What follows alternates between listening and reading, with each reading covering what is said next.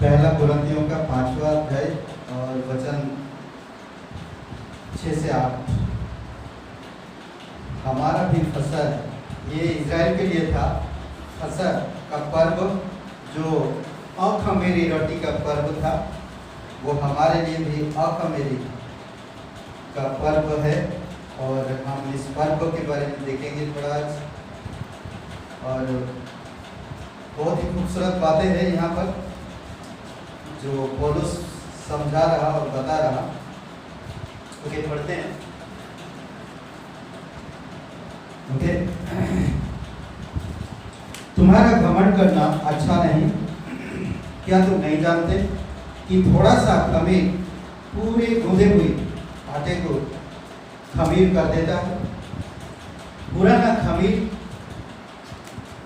निकालकर अपने आप को शुद्ध करो कि नया गूंदा हुआ आटा बन जाओ, ताकि तुम अखमीरी हो। क्योंकि हमारा भी फसह जो मसीह है बलिदान हुआ है, इसीलिए आओ हम उत्सव में आनंद मनावे, ना तो पुराने खमीर से और ना बुराई और दुष्टता के खमीर से, परंतु सीधाई और सच्चाई की अखमीरी रोटी से। पिता परमेश्वर, हम धन्यवाद देते हैं, आपकी स्तुति महिमा करते हैं। जीवित और पराक्रमी परमेश्वर, सारा आदर सारा महिमा तुझे देते। पिता, धन्यवाद करते कि तू हमें आशीषित करता है, तू हमारा साथ देता है, तू हमें सिखाता है, तू हमारी समझ को बढ़ाता है, तू हमें अगुवाई करता है तेरे राज्य के लिए, तू हमारे पीछे के द्वार को बंद करता है। इसीलिए पिता, हम धन्यवाद करते हैं। आज इस संदेश को हम तेरे चरणों पर रखते प्रभु, तेरे सिंहासन से तू बातें कर अद्भुत रीति से। धन्यवाद देते जीवित और पराक्रमी परमेश्वर, तेरी स्तुति महिमा करते यीशु मसीह के नाम से मांगते हैं, आमीन। ओके, उससे पहले मैं एक मज़ेदार बात कहना चाहता हूँ। हम लोग ये प्रिंस तुम्हारे लिए नहीं है, तुम्हारे नाम से, पर तुम्हारे लिए नहीं है, ठीक है। पर हम लोग एक दिन रिपेयर कर रहे थे स्पीकर, और रिपेयर करने के बाद बंद किए, सब ठीक है, हुआ नहीं काम, वो कुछ हुआ नहीं। पर हुआ क्या, फिर देख रहे हैं प्रिंस को बोले कि प्रिंस तुम्हारे पापा से फोन लगाओ, तो वो फोन ढूंढ रहा, तो वो फोन को स्पीकर में भूल गया।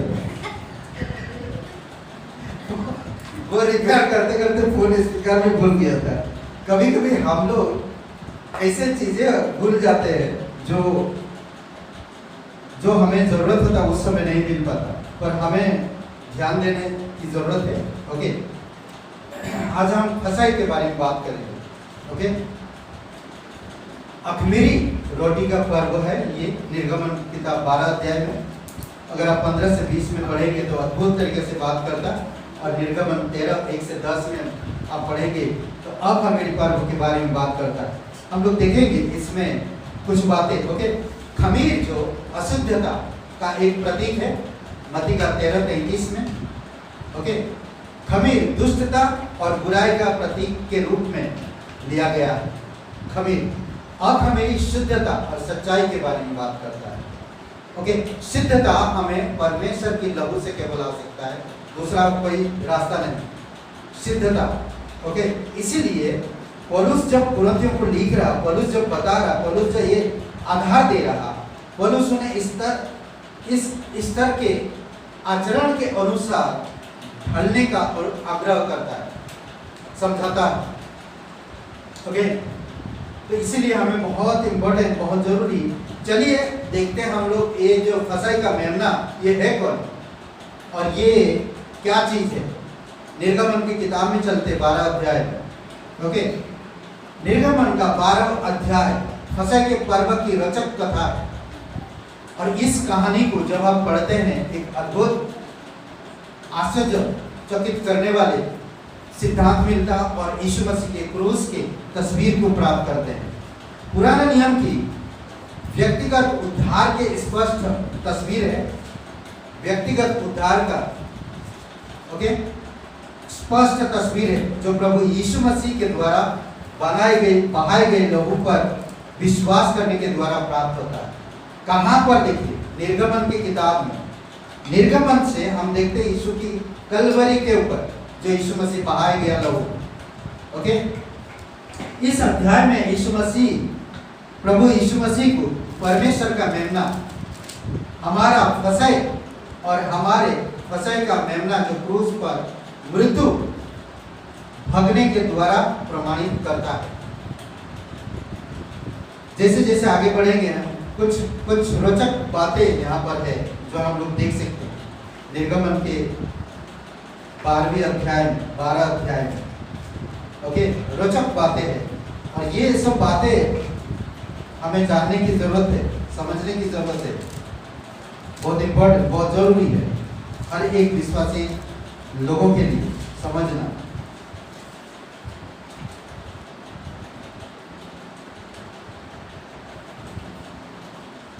ओके,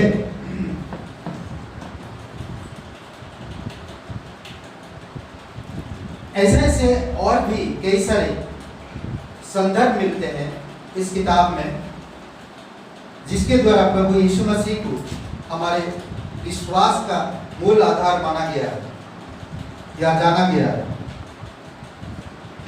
क्योंकि हमारे भी फसह जो मसीह है बलिदान हुआ है, पहला कुरिन्थियों का 5वां अध्याय वचन 7 में।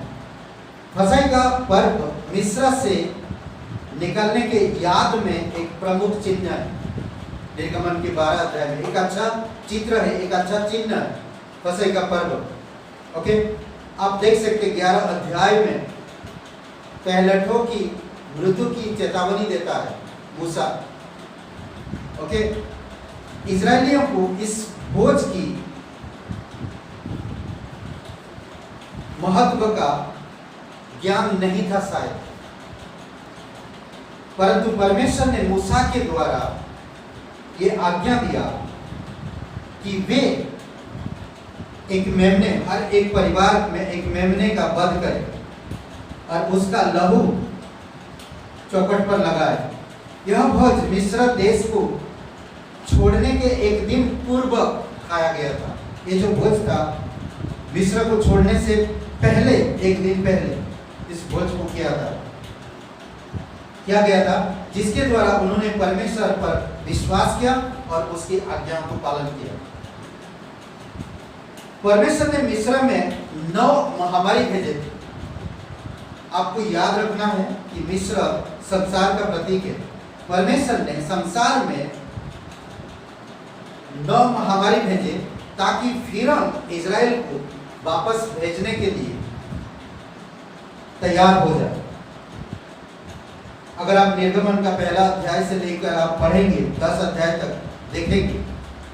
ओके, और ये करीबन 1 वर्ष बीत चुका था और प्रत्येक विपत्ति के बाद फिरौन ने अपना हृदय कठोर कर लेता है और इजराइल लोगों को त्यागता नहीं, छोड़ता नहीं। परमेश्वर ने कहा कि मिस्र के सारे पहलौठों को मार देना चाहता है। सोचिए, परमेश्वर ने अब यह निर्णय ले चुका कि मैं मिस्र के हर एक पहलौठों को, चाहे वो जानवर की हो चाहे वो इंसान की हो, किसी भी हर प्रकार की पहलौठे, यानी कि बड़ा बेटा या बेटी, बड़ा कोई भी हो, पहला जो उत्पन्न होने वाला वो खत्म हो जाएगा, वो नहीं रहेगा। परमेश्वर ने ठान लिया। ओके, यह 10वीं विपत्ति इब्रानियों पर भी पड़ने वाली थी ना, इजराइल के लोगों पर भी पड़ने वाली थी। यदि वे फसह के मेमने को वध ना करते तो वे उसके लहू के द्वारा बहाए नहीं जाते, बचाए नहीं जाते, बहाए नहीं जाते, बचाए नहीं जाते। ओके, वध किया, परमेश्वर की आज्ञा के अनुसार एक मेमने को लिया, उसके लहू बहाया और उस लहू के द्वारा वो बचे। निर्गमन का 12 अध्याय 12-13 वचन। निर्गमन 12 अध्याय में दिए गए फसह संबंधी ईश्वरीय आज्ञा हर एक को पढ़ना चाहिए और समझना चाहिए। जो परमेश्वर वचनों में पुराने नियम में एक यीशु मसीह का तस्वीर दिया है, जो नए नियम में उसको पूरा करता है। इसलिए आपको मुझे समझना है और जानना है।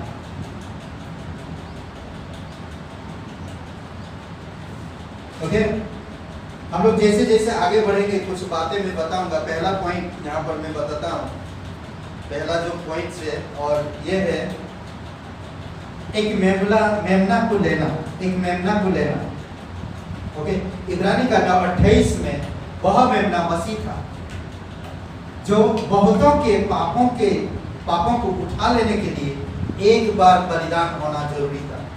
एक बार वध करना मेमने को जरूरी था, और जो वध नहीं किया या उस लहू को चौखट पर नहीं लगाया, उस घर में भी मौत का साया मंडरा रहा।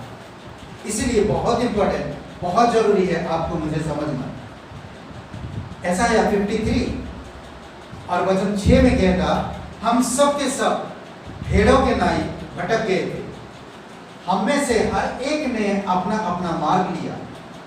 परमेश्वर ने हम सबों के अधर्म का बोझ उसी पर लादा, उस मेमने पर। सोचिए, और वो मेमना इब्रानी का 9:28 में यीशु मसीह है। पहला यूहन्ना का 19:14 फसह की तैयारी का दिन था। यीशु जो मेमना जो पूरे जगत के लिए क्रूस पर मरने वाला है, शिष्यों के साथ फसह की तैयारी कर रहे। पहला कुरिन्थियों का 5:7 में हमारी फसह का मेमना मसीह बलिदान हो गया। अद्भुत बात कहता है, एक मेमना लेना। इजराइल को सभी के घरों में समझाया कि एक मेमना लेना, उसको मारना और उसके लहू एक बर्तन में रखना।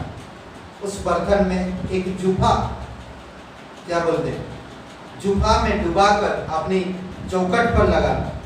चौखट पर लगाना, नीचे मत लगाना, चौखट पर लगाना, ऊपर लगाना।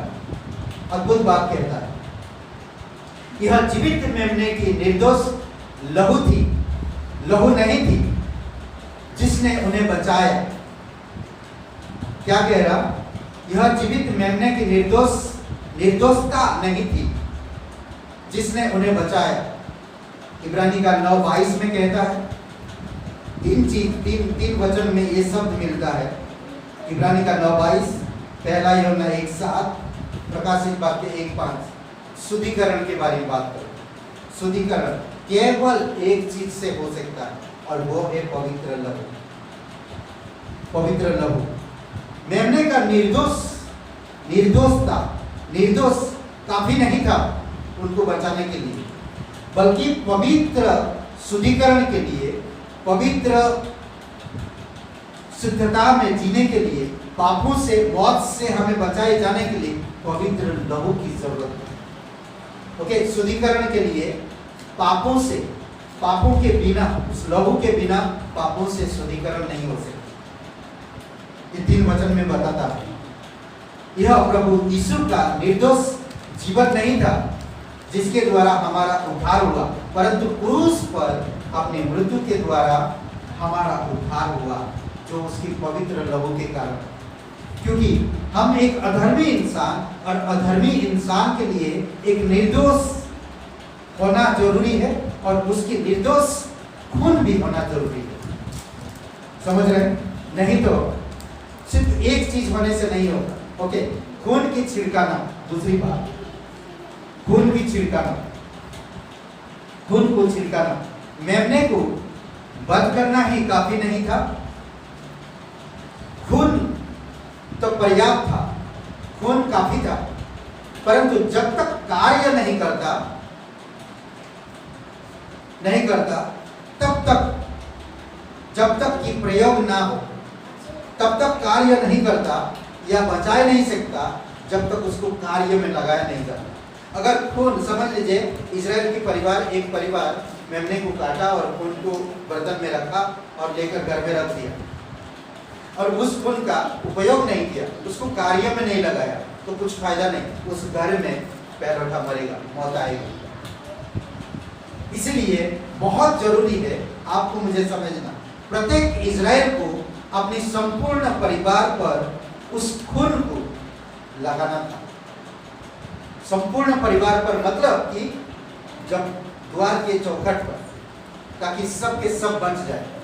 आप देखेंगे यहोशू की किताब में एहाब राजा, एहाब वेश्या, सॉरी एहाब वेश्या राजा बोल रहा हूँ, सॉरी क्षमा चाहता हूँ, एहाब रेहाब, ओके, वेश्या।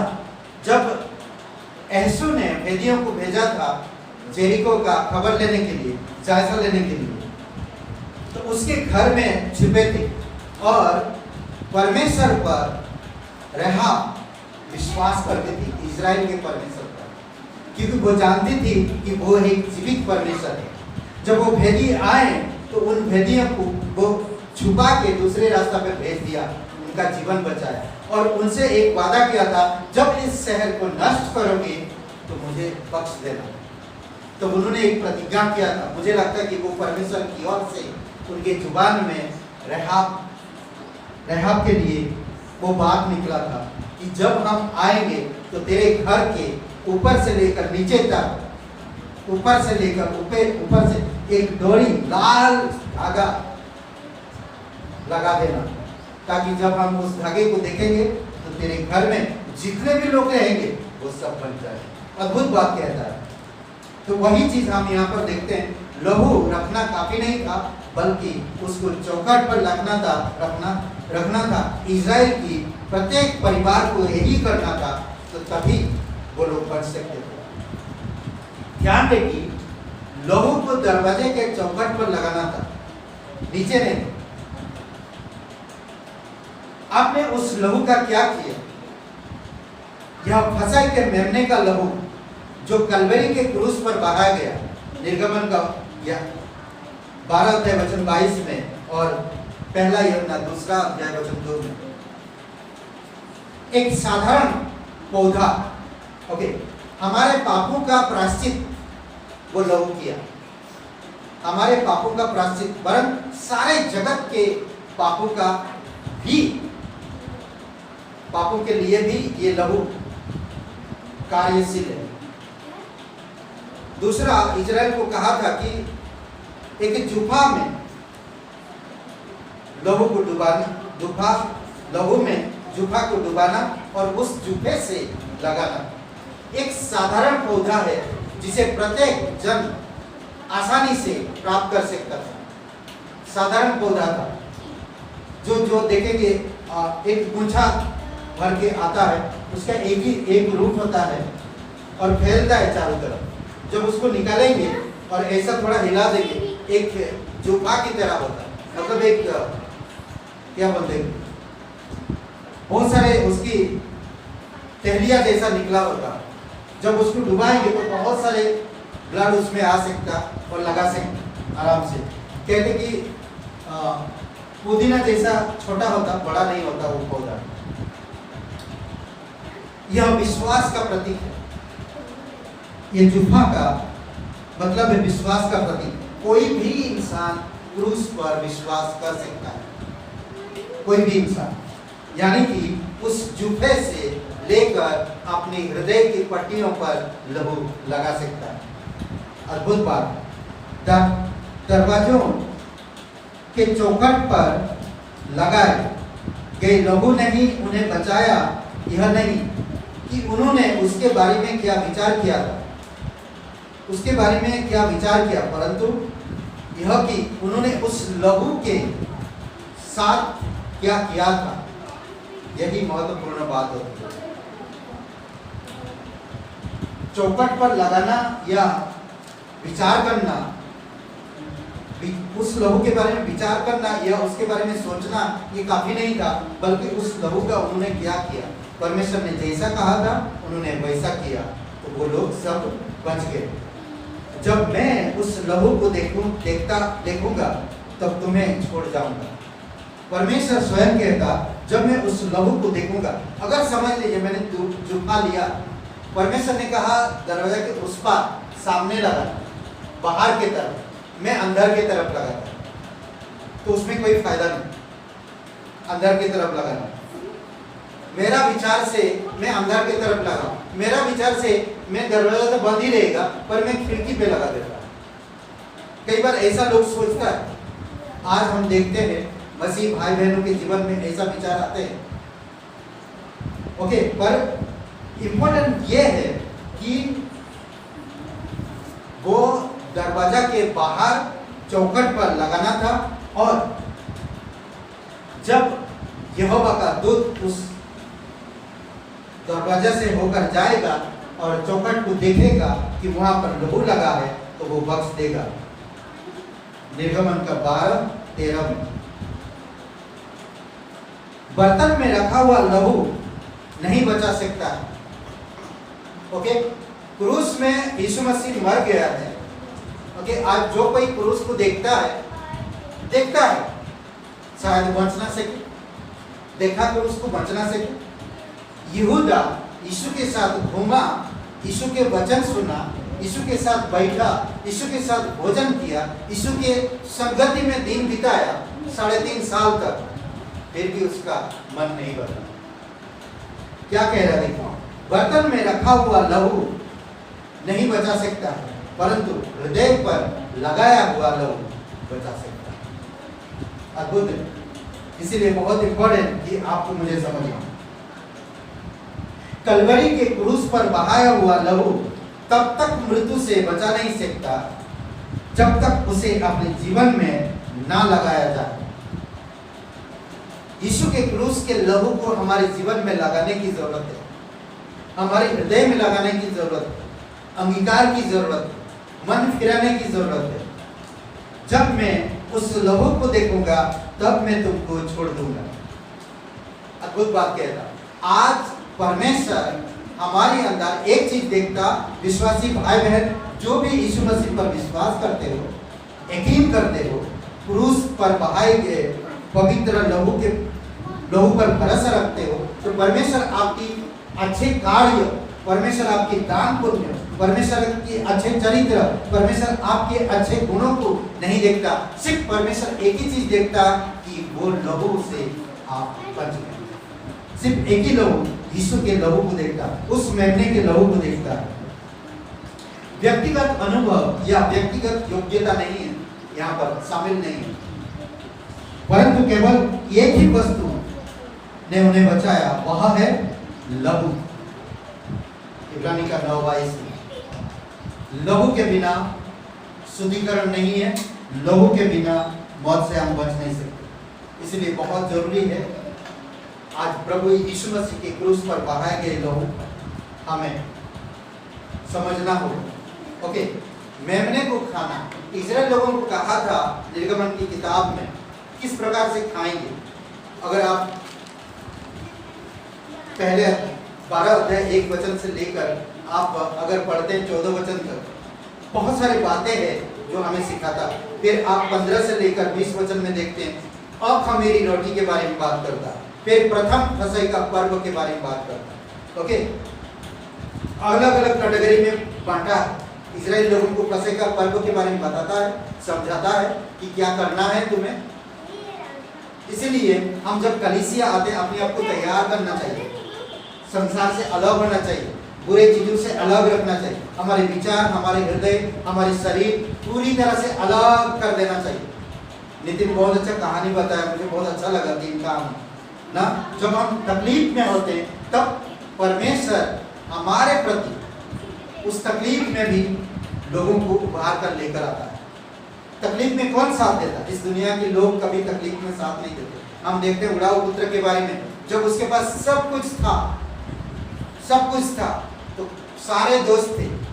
जब उसके पास कुछ नहीं रहा, जब तकलीफ में हुआ, सब छोड़ के चले गए, क्योंकि वो स्वार्थी लोग थे। समझ रहे? वो परमेश्वर नहीं था वहां पर। ऐसे लोग होते जहां परमेश्वर नहीं होता है। बहुत लोग आपके पास रहेंगे, जब परमेश्वर होता है, जब तकलीफ में भी परमेश्वर बहुत लोगों को ले आता है। दाऊद के पास कुछ भी नहीं था, बोलते कि 400 लोग जो ऋणी थी, कर्जदार थे, जिनके पास कुछ भी नहीं था। जब मालूम है कि दाऊद खुद तकलीफ में है, उसको रहने की जगह नहीं, उसके पास खाने का ठिकाना नहीं, तो भी वो 400 लोग उसके पास आए। सोचिए, अद्भुत बात कहता है। बहुत अच्छा था संदेश। क्या टॉपिक क्या था? जीवित परमेश्वर का जीवित परमेश्वर का जीवित वचन। अद्भुत है, अगर इसीलिए हमें परमेश्वर पे भरोसा रखना चाहिए। ओके, मेमने को खाने के बारे में बहुत सुंदर बात करता है। लहू बहाने और छिड़काव के पश्चात उन्हें खाने संबंधी नियम दी गई। खाने के संबंधी लहू बहाना, फिर छिड़काव करना, फिर उसके पश्चात उन्हें खाने की संबंध भी बताया गया था। हमारे लिए भी ऐसा ही लागू होता है, अर्थात उद्धार प्रथम, आत्मा की उद्धार जरूरी है, पाप से मुक्ति जरूरी है, सबसे पहली बात, मौत से छुटकारा पहली बात। उसके बाद भोजन, सहभागिता, आराधना, मसीही जीवन बिताना और सेवकाई। निर्गमन का 12-8-9 वचन उन लोगों को किस तरह से खाने के लिए कहता देखिए।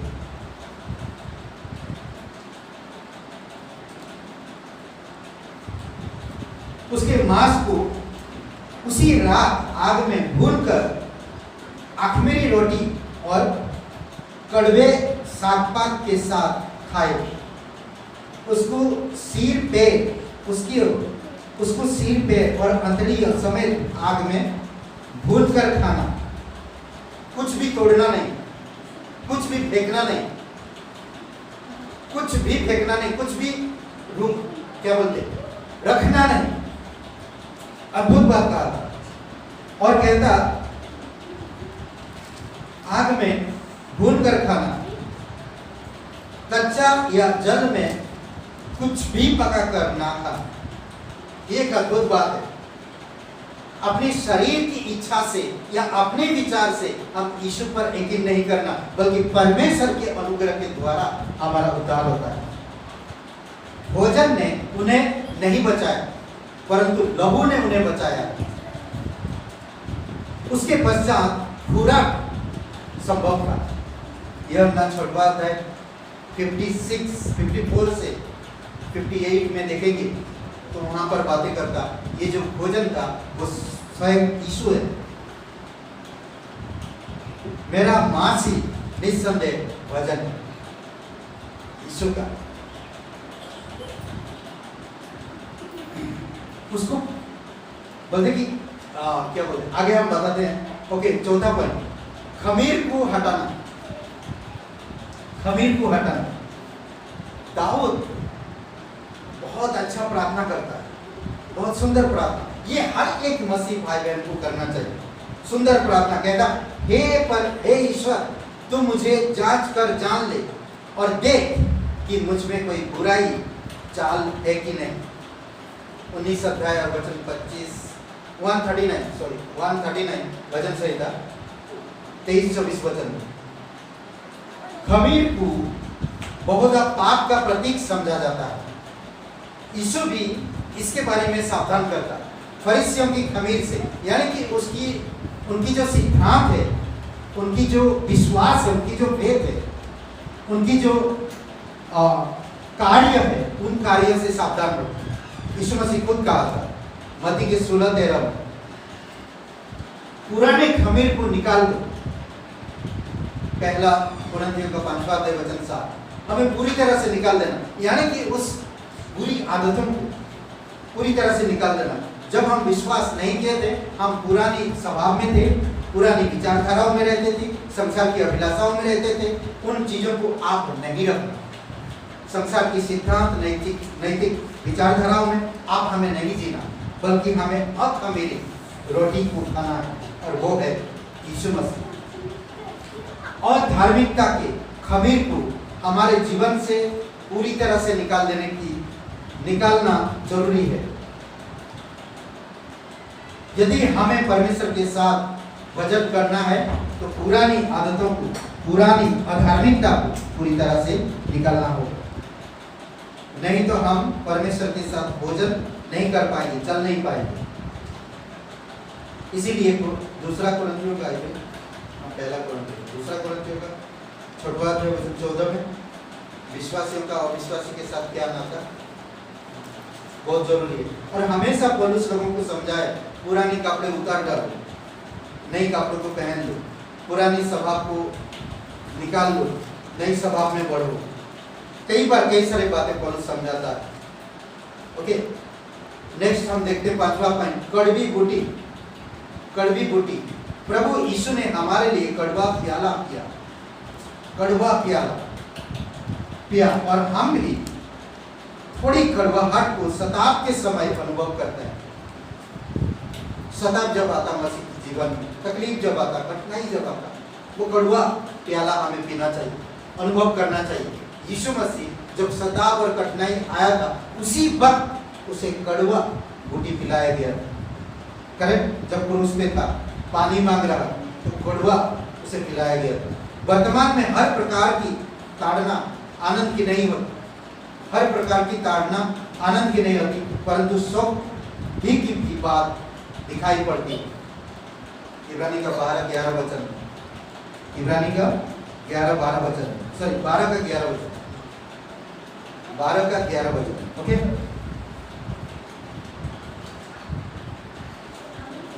उस मेमने के मांस को कच्चा नहीं खाना था,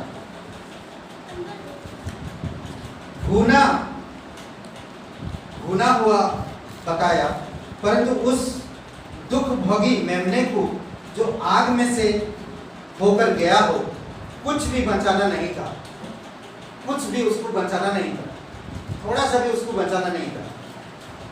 प्रभु यीशु का शरीर तो तोड़ा गया, परंतु उसकी हड्डियां नहीं तोड़ी गई।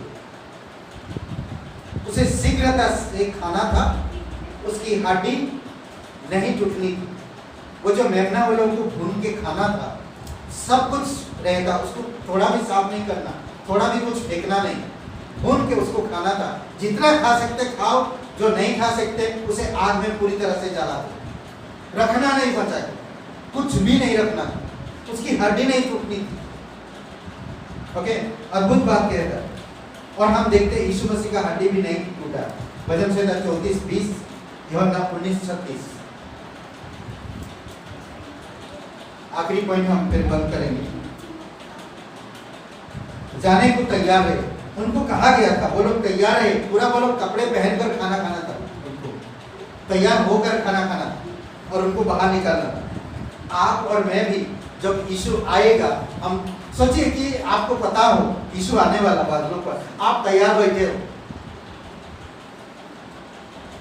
यीशु ने कहा कि मैं कल रात को आने वाला हूं, तो आप कैसे तैयारी करें? जैसे इजराइल लोग किए थे, उससे भी बेहतर आप तैयारी करेंगे, हम यकीन है। परंतु आज यीशु के आने की खबर किसी को नहीं मालूम, स्वयं यीशु कहता मुझे भी नहीं मालूम, सिर्फ पिता के एक में, पिता के पास है उसके बारे में।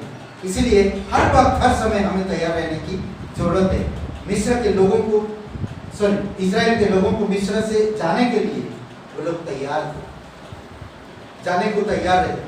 उन्होंने भोजन को खड़े होकर खाया, वे पूरा वस्त्र पहनकर तैयार थे, यात्रा की सारी तैयारी हो चुकी थी पूरी तरह। इस रात निकल, ये जो घटना है, सोचिए इजराइल हो या मिस्र के लोग, एक नया अनुभव होगा सबको। इजराइल के लोग उस तरफ क्या कर रहे हैं? इजराइल के घरों में शांतिपूर्वक भोजन, भुना हुआ मांस, मिस्र के लोगों के घर में विलाप का दृश्य कैसा देखने को मिलता ना, कैसे चीज है। आज कहते हैं कि जो कोई प्रभु यीशु मसीह में, यीशु मसीह के क्रूस पर उस मेमने को समझते हैं, जानते हैं, वो अद्भुत जीवन जीते हैं, परमेश्वर का जीवन जीते हैं। परमेश्वर का जीवन हमेशा उन पर प्रोत्साहन, आशीष, शांतिपूर्वक रहने देता है। परंतु संसार के लोग आज छोटी छोटी चीजों के लिए प्रॉब्लम में आने वाली। मूसा तो, परमेश्वर ने तो मूसा के द्वारा 10 आपत्ति, 10 विपत्ति, 10 महामारी मिस्र में लाया था, परंतु परमेश्वर इस संसार में किस प्रकार की महामारी लाएगा ये हमें नहीं पता। भूकंप हो सकता है, आंधी तूफान हो सकता है, भूखमरी हो सकता है, बीमारी हो सकता है, हमें नहीं मालूम। हर कदम आज से लेकर आने वाले समय में हर एक इंसान उस महामारी के शिकार होंगे जो परमेश्वर इस दुनिया के लिए करने वाला है। इसीलिए क्रूस बचा सकता है। क्रूस की बहाए हुए लहू मृत्यु से, उस महामारी से आपको छुड़ा सकता है। हमें यहाँ पर फसह के मेमने के बारे में पढ़ा नहीं, फसह के मेमने के बारे में पढ़ा। अब यहाँ सुरक्षा का दीवार एक दिखता है। फसह के मेमने ने उन पर छाप लगा दी, लाल समुद्र पार करना, लाल समुद्र को पार करना उन्हें फौलाद बना गया, फौलाद बना गया। उन्होंने मिस्र को लहू के द्वारा छाप लगे हुए व्यक्ति के रूप में छोड़ा, मिस्र को छाप लगे हुए व्यक्ति के रूप में छोड़ा, जैसा उन्हें कहा गया था। लाल समुद्र को पार करते हुए और निश्चय भरोसा रखते हुए निकलना। पूरी तरह से उनके पास भरोसा था, पूरी तरह से उन पर यकीन था, पूरी तरह से उन पर क्या बोलते कि परमेश्वर की अगुवाई में, परमेश्वर की बातों पर पूरी तरह से पूर्ण भरोसा था। यहाँ पर एक चीज हम देखते हैं, परमेश्वर ने उनको आगे बढ़ने में अगुवाई दी और पीछे से उनके मार्ग का द्वार बंद कर दिया। अद्भुत बात है। आज जो कोई मसीह भाई बहन यीशु के क्रूस पर, उसकी बहाए हुए लहू पर विश्वास करते हैं, परमेश्वर की आत्मा आपको आपके जीवन को अगुवाई करता है। आपको स्वयं पीछे के द्वार को बंद करना। जब तक आपके पीछे के द्वार बंद नहीं होंगे, आप आगे बढ़ नहीं पाओगे। इसीलिए बहुत इंपॉर्टेंट है हर एक विश्वासी भाई बहनों को कि पीछे का द्वार बंद कर दो। जब तक आप पीछे का द्वार बंद नहीं करोगे, आप ना तो बाइबल में बढ़ पाओगे, ना पवित्र आत्मा के भेदों को समझ पाओगे, ना परमेश्वर की अगुवाई को समझ पाओगे, ना परमेश्वर की उस अनुग्रह को समझ पाओगे, ना परमेश्वर की उस मेमने के बहाए हुए लहू को समझ पाओगे जो क्रूस पे हमें दिखता है। मैं मिस्र से कब निकल आया? निर्गमन का 13:8 में कब निकल आया? किसी को पता तक नहीं चला। नहीं, कैसे निकल आया? कभी सोचा नहीं होगा वो लोग इस प्रकार से हम निकल सकते हैं। कभी सोचा नहीं होगा कि हम लोग इतनी बड़ी समुद्र को बीच में से होकर निकलेंगे। हमने कभी सोचा नहीं था। हमने कभी सोचा नहीं था कि पाप, अधर्म से और मृत्यु से मैं किस प्रकार छुटकारा प्राप्त करूं। मेरे कर्म, मेरे धर्म, मेरे नैतिक ज्ञान, मेरे व्यक्तिगत आचरण, योग्यता मुझे कभी छुड़ा नहीं सकता था। परंतु धन्यवाद करता कि प्रभु यीशु मसीह का लहू जो हमें मौत से छुटकारा दिया। आप कब निकले? हमें उसी समय निकलना है। स्मरण रहे, मिस्र संसार का एक प्रतीक है और आप संसार के नहीं हो। यीशु मसीह ने कहा है तुम संसार के नहीं हो। संसार तुम्हें हमेशा क्लेश देगा, परंतु मैं संसार को जीत लिया। मैं तुम्हें शांति दूंगा। मैं संसार को जीत लिया। हमें संसार में रहकर परमेश्वर की अद्भुत योजना को दिखाना है, उसके प्रकाश को दिखाना है, उसकी स्वभाव और गुणों को दिखाना है, उसकी सुसमाचार को लोगों तक पहुंचाना है। फसह का मेमना स्वयं यीशु मसीह है और जो कोई आज इस फसह के पर्व को समझ पाएगा, खमीर को त्याग कर अखमीरी जीवन बिताएगा, वही इंसान परमेश्वर के राज्य में वारिस कहलाएगा अद्भुत तरीके से। दूसरी बात एक हम देखते हैं, खमीर हमेशा बुराई, दुष्टता और अशुद्धता की बातें करता है, परंतु अखमीरी हमेशा सच्चाई और अच्छाई की बातें करता है। आइए हम लोग प्रार्थना करते हैं। हमारे जीवित परमेश्वर, हम धन्यवाद देते हैं। कोई भाई बहन इस संदेश को सुन रहे हैं, आज सुना कि यीशु मसीह वही फसह का मेमना है जो आप और मेरे लिए क्रूस पर बलिदान हो गया, अपना पवित्र लहू बहा। यीशु मसीह निर्दोष होना काफी नहीं था, यीशु मसीह को क्रूस पे मरना काफी नहीं था, उसकी पवित्र लहू परम पवित्र परमेश्वर तक पहुंचाया। यीशु मसीह परमेश्वर ने उस लहू को आप और मेरे पूरे जगत की अधर्म और पाप और गुनाहों को अपने ऊपर लेकर क्रूस पर बलिदान हुआ और वो पवित्र लहू यीशु मसीह ने परमपिता परमेश्वर की पवित्र स्थान पर पहुंचाए, ताकि उस लहू को जो यकीन करेगा, जो भरोसा करेगा, परमेश्वर आपकी गुनाह, आपके दंड माफ करेगा और आपको नया जीवन देगा। अगर आप विश्वास करना चाहते हैं कि यीशु ही आपका उद्धार करता, मुक्तिदाता, आपकी गुनाहों के कारण क्रूस पर जीवन दिया, कब्र में गया, तीसरे दिन जी उठा, तो मेरे साथ ये प्रार्थना को दोहराए, कहिए, हे यीशु, मैं जानता हूँ मैं एक पापी इंसान हूँ, मैं खुद को नहीं बचा सकता, मैं धन्यवाद करता कि तू मेरे अपराधों के कारण बलिदान हो गया, कब्र में गया, तीसरे दिन जी उठा। मैं इस बात पर यकीन करता हूँ तू मेरा मुक्तिदाता, तू मेरा उद्धार कर, मुझे माफ कर, मेरे हृदय में आई, मुझे एक नया जीवन दी। जब तक रहूं प्रभु यीशु तेरी संगति में, तेरे जीवित वचनों में मैं बढ़ पाऊँ, आराधना में, सहभागिता में, सेवकाई में आप हमारी अगुवाई करो। धन्यवाद यीशु मसीह के नाम से मांगते हैं, आमीन।